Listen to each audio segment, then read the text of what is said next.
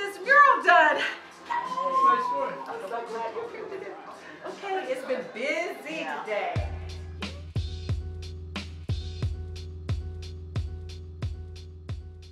I'm J Renee.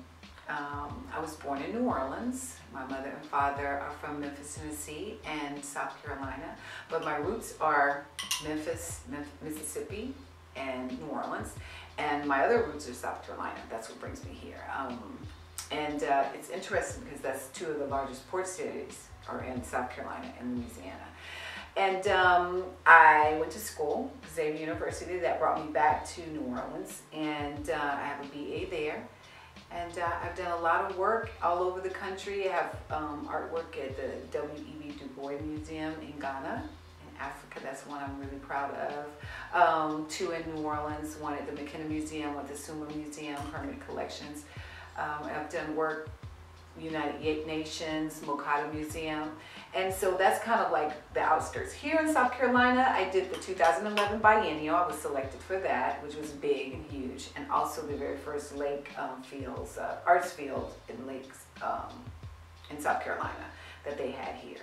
Trying to do more work in South Carolina. I got started as a child at the Memphis Academy of Art. They have an art camp for kids. And there's a lot of places that have art camps, but this one is special because the Art Academy was designed, it is like, somewhat like a contemporary art center.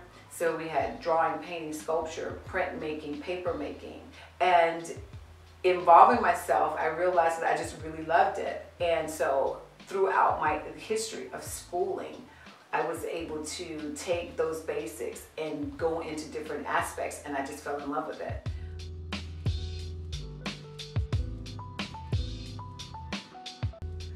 I feel like most artists, not all artists, some people are inspired by just pretty, you know, or landscapes, or, you know, oh, I want to do some flowers because, you know, it's decorative. For me, as an artist that wants to do something that's powerful and meaningful, it's more experiences now.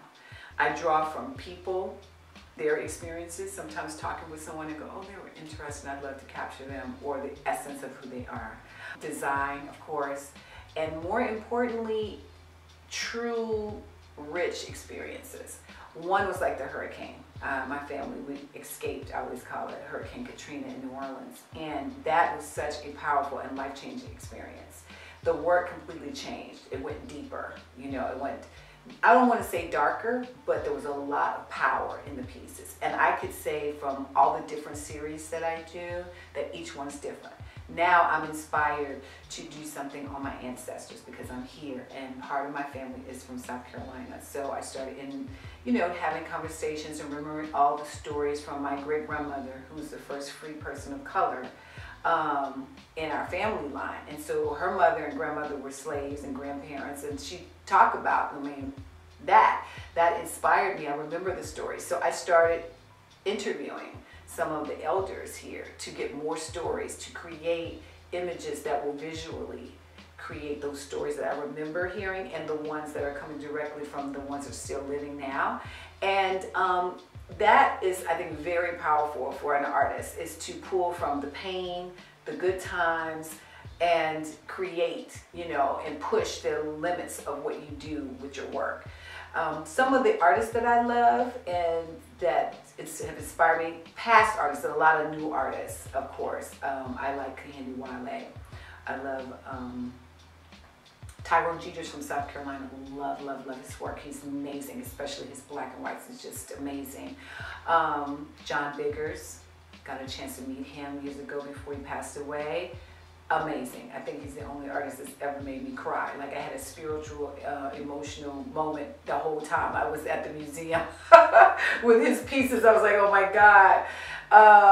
And a lot of the Harlem Renaissance painters. If there's one thing that I learned from my mentor, and I learned many things, and he was amazing. I mean, amazing. His name is John Scott. He got the $350,000 Genius Award out of Chicago, that grant. And he's always never put himself above the work. You always need to humble yourself to the work. So sometimes I feel like I just need to sit down and have it above me so that I realize what my purpose is here. That I feel like in any aspect of life, especially the arts, if you feel like you get bigger or better than the work, then your purpose, you're finished. You're never going to grow. You're never going to push the limits of the work.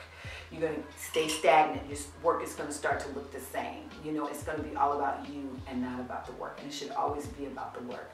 So to humble yourself to work is sometimes just sitting on the floor and having it project above you, so that you always realize that you're working on a higher level, you know, and that's how you keep growing. That's how you keep changing. That's how you keep evolving. And that's how, until you die, your work continues to motivate, and you continue to recreate different stuff, you know, because artists don't retire, you know, to death. And so, you know, who wants to look at the same thing all the time, you know? I tell students all the time not to get discouraged, you know. Parents will always look at us as getting a job. What can you do with the job? But in the art field, there are lots of things that you can do that are not just fine art.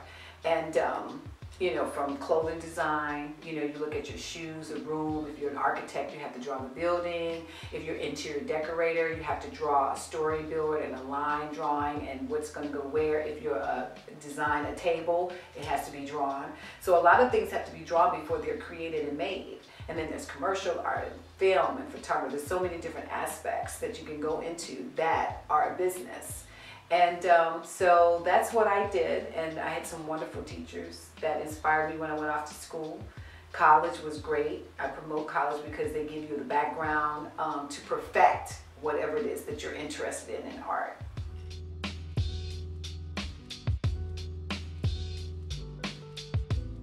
Well, this particular piece is one of my reverse class pieces. It's called Raising the Little Prince.